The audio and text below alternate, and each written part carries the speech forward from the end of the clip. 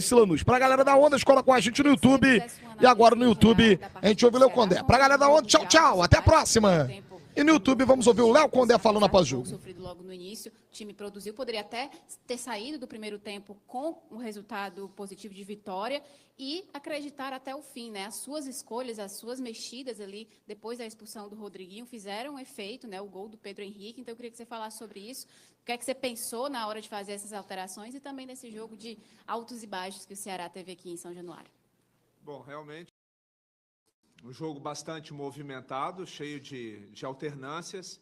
O Vasco iniciou muito bem, né, aquele jogo de aproximação e associação pelo lado esquerdo, que já é característico.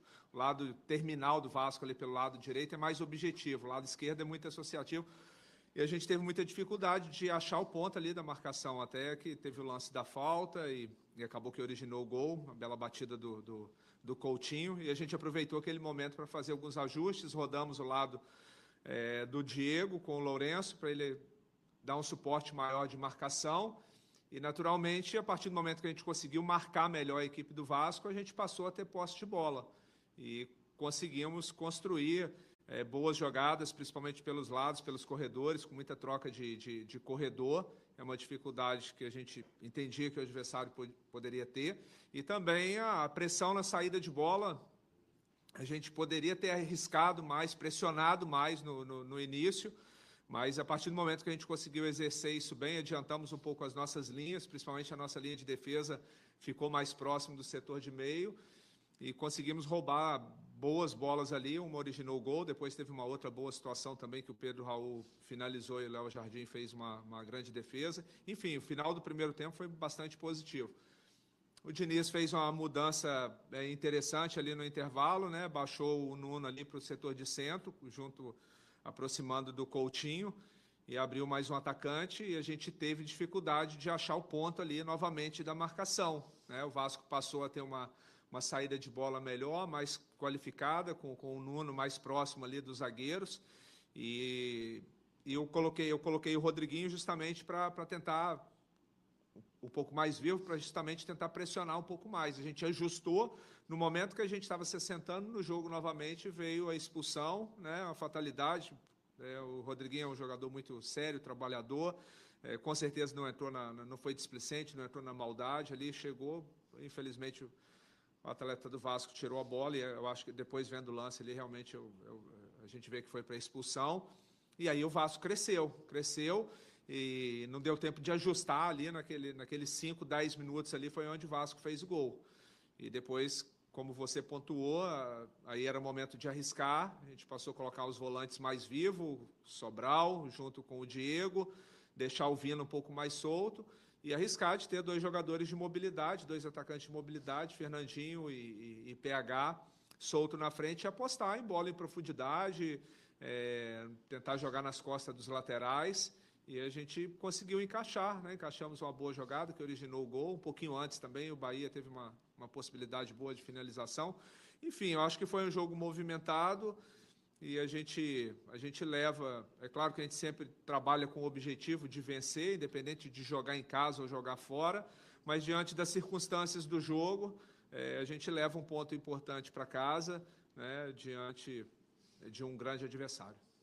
Eu tinha até falado contigo na chegada aqui do estádio sobre a dificuldade que o Ceará estava tendo em converter essas chances, né, em balançar as redes. Hoje fez 2 gols, a defesa aqui bastante elogiada também acabou sendo vazada, sai com esse empate, mas eu queria que você falasse sobre a importância do Ceará voltar a aproveitar essas chances, balançar as redes, estava 3 jogos sem marcar até então, e também desse empate, né, esse ponto para deixar o time com ânimo ainda elevado, porque tem um jogo importantíssimo já no sábado, também pela Série A em casa, um clássico nordestino contra o Bahia.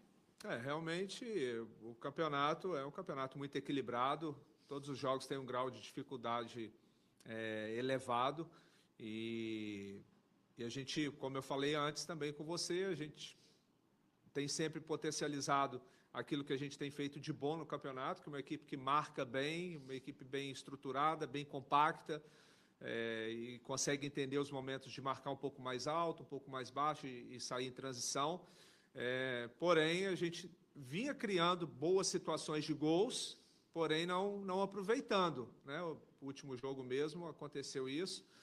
Então, hoje a gente conseguiu fazer 2 gols, tivemos mais umas 2 ou 3 situações ali, o Léo Jardim fez uma boa intervenção, a outra talvez um pouquinho mais de tranquilidade ali, mas enfim, conseguimos fazer os gols e agora temos uma semana importante, uma semana aberta, contra um grande adversário, né, um Bahia muito bem treinado pelo Rogério Ceni, mas que a gente tem capacidade diante do nosso torcedor, de fazer um jogo forte, um jogo estruturado, como já fizemos, né, em partidas recentes, contra o Red Bull Bragantino, contra o Flamengo, e a gente espera conseguir um bom resultado em casa.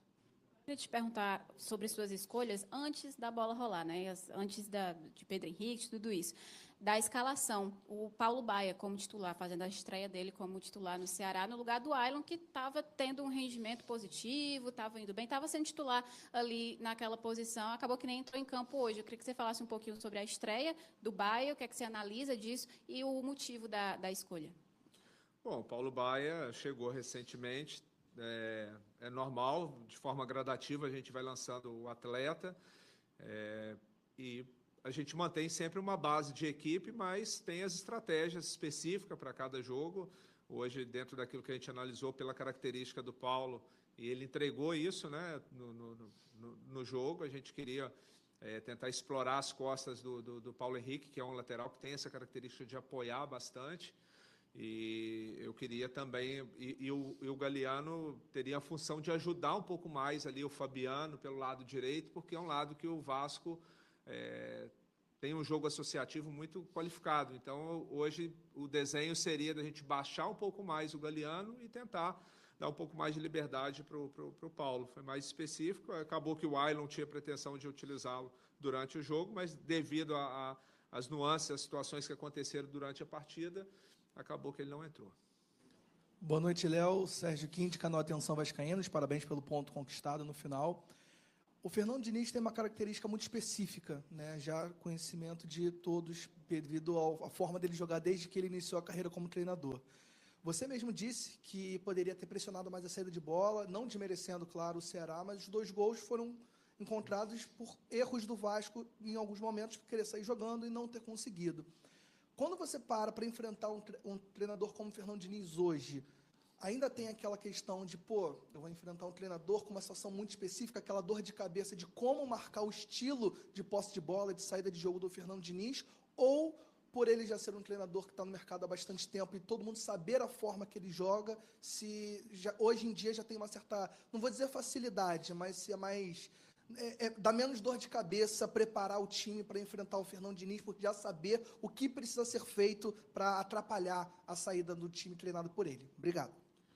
Bom, boa noite. Assim, o Fernando, primeiro que tem uma admiração grande, um ótimo profissional, uma das grandes referências nossas como treinador, campeão de Libertadores recente, de ótimos trabalhos. Teve a passagem na seleção brasileira, que eu acho que poderia ter tido um pouco mais de paciência com ele, mas é um grande profissional, do qual tenho grande admiração. A gente já se enfrenta há bastante tempo, desde acho 2014, 2015, Série C, Série B, né? E depois ele teve uma crescente aí muito legal, a gente fica feliz. Enfim, realmente ele tem uma característica própria de trabalho, que assim, a gente tem que analisar muito, mais do que a característica do Diniz, a característica da equipe e dos atletas, né? Tanto do adversário, no caso do Vasco, como também aquilo que a gente tem em mãos. Às vezes, de repente, tem jogo que de repente você entende que você pode pressionar um pouco mais. Às vezes tem jogo que você tem que segurar um pouco mais, marcar no bloco médio baixo. Hoje a gente queria talvez analisar um pouquinho mais o início do Vasco ali, e depois, até porque o Vasco fez um jogo desgastante no meio de semana com o Botafogo. Então, a gente sabia que o início, o Vasco iria exercer, né, iria estar bem oxigenado, principalmente com o apoio do torcedor, iria exercer como exerceu um início forte, né, uma pressão forte, aí é mérito do adversário. Mas a gente imaginava que no decorrer do jogo iria acontecer o que aconteceu, um pouco de desgaste, e a gente tentou tirar proveito dessa situação. Então, depende muito do jogo, do que nós temos em mãos, do que o adversário tem em mãos, para você criar e montar a estratégia. E, às vezes, talvez, aquilo que a gente imaginava que o melhor momento do jogo nosso, que talvez seria o final, onde o Vasco permaneceria possivelmente com 5 atletas que jogaram o último jogo e 5 novos que entraram ali, talvez ia ter um pouco iria ficar um pouco desconexo, e a gente acabou que teve a expulsão, e aí acabou atrapalhando um pouco os planos nossos de pressionar um pouco na reta final do segundo tempo, como foi no primeiro.